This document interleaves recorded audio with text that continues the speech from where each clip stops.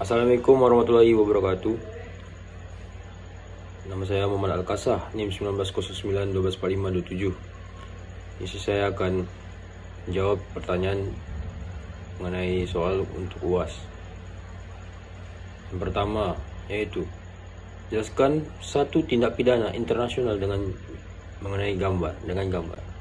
Jadi di sini saya mengambil pengertian dari Muhammad Ridho Albar dalam buku Etika Profesi Informatika tahun 2021. Spionase ialah praktik pengumpulan informasi rahasia mengenai lembaga, organisasi, perusahaan atau negara tanpa mendapat izin sah dari pemilik informasi tersebut.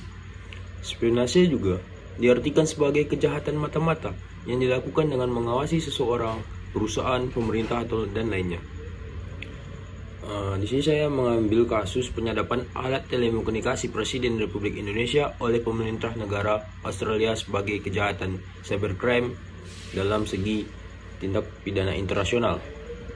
Intelijen Australia melakukan penyadapan karena mencari informasi dengan memata-matai, dan itu pekerjaan yang sewajarnya dari intelijen. Yang menjadi masalah ialah spionase dilakukan dalam masa damai, yang bukan dalam keadaan perang. Spionase dilakukan dengan cara menyadap handphone milik Presiden Republik Indonesia. Kegiatan ini dipusat di kantor kedutaan Australia di Indonesia.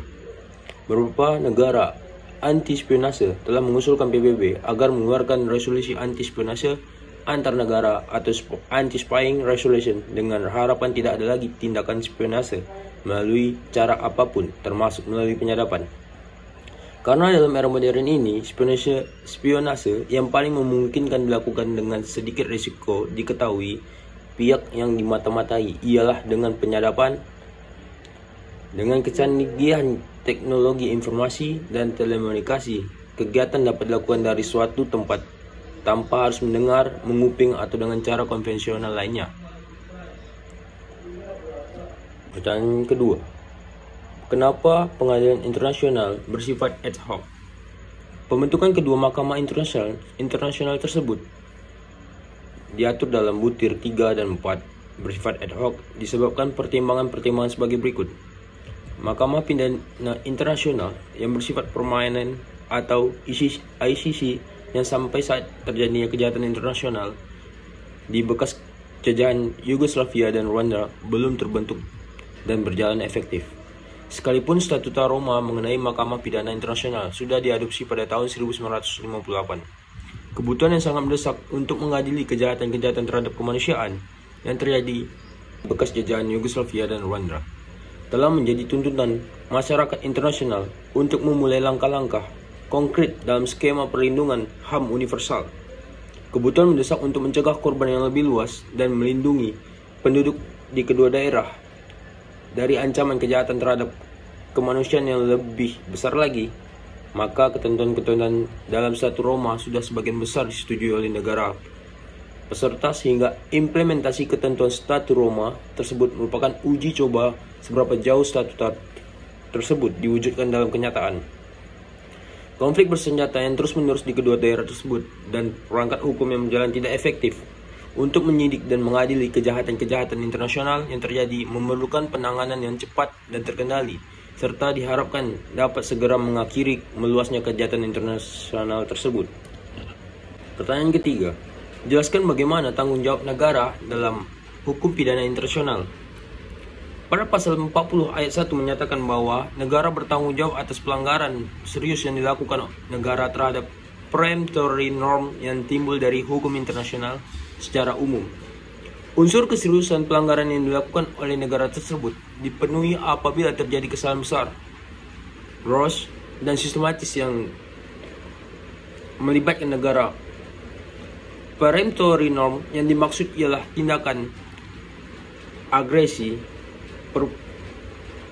perbudakan, pembunuhan massal, diskriminasi ras, apartheid, penyiksaan, pelanggaran prinsip-prinsip dasar hukum humaniter, serta hak untuk menyatakan diri sendiri.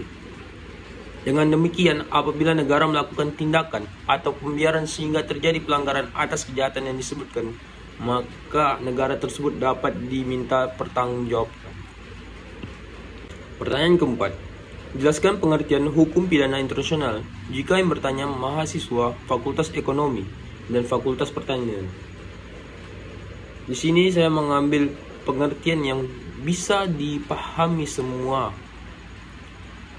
orang awam yang kurang mengerti dalam hukum.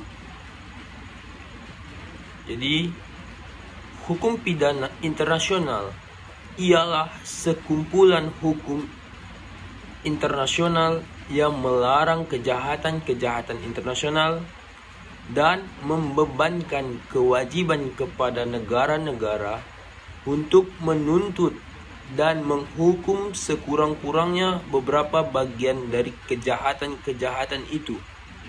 Di dalamnya juga mengatur prosedur untuk menuntut dan mengadili orang yang dituduh melakukan kejahatan itu. Jika mahasiswa Fakultas Pertanian bertanya mengenai apa itu hukum pidana internasional, saya akan menjelaskan padanya bahwasanya hukum pidana internasional merupakan aktivitas penegakan hukum internasional yang memerlukan kerjasama negara bersifat bilateral dan multilateral. Dari pengertian yang saya sampaikan, bahwasanya hukum pidana internasional ini ialah hukum yang melibatkan seluruh negara yang telah melakukan tindak kejahatan, maka negara boleh mengadilinya. Pertanyaan kelima, berikan analisa apakah hukum pidana internasional dibutuhkan hingga waktu 15 tahun mendatang. Hukum pidana internasional masih dibutuhkan hingga 15 tahun yang akan datang karena dunia tidak lepas dari namanya kejahatan internasional, dan semakin berkembangnya zaman maka kejahatan internasional akan semakin berkembang pula.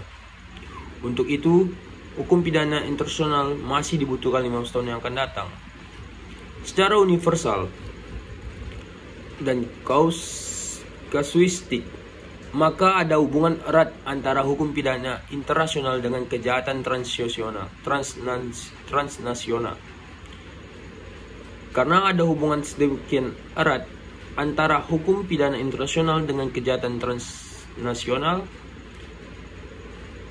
yang demikian kompleks, baik mengenai cara melakukan atau modus operandi, bentuk dan jenisnya, serta lokus dan tempus delicti yang lazimnya melibatkan beberapa negara dan sistem hukum pelbagai negara. Kejahatan transnasional merupakan kejahatan yang sebenarnya ialah nasional yang mengandung aspek transnasional atau lintas negara. Jadi, terjadinya kejahatan itu sendiri sebenarnya di dalam batas-batas wilayah negara, akan tetapi dalam beberapa hal terkait kepentingan negara-negara lain, sehingga nampak adanya dua atau lebih negara yang berkepentingan atau yang terkait dengan kejahatan itu. Dan 15 tahun yang akan datang, walaupun masih dalam keadaan damai, tapi suatu negara pasti mempunyai kepentingan, sehingga di masa depan pun perlu adanya batasan dalam mengatasi kepentingan suatu negara. Dan tindakan kejahatan di zaman apapun pasti akan tetap ada. Maka kesimpulannya, hukum pidana internasional tetap dibutuhkan dalam era apapun. Sekian jawaban yang saya bisa sampaikan. Terima kasih. Waalaikumsalam warahmatullahi wabarakatuh.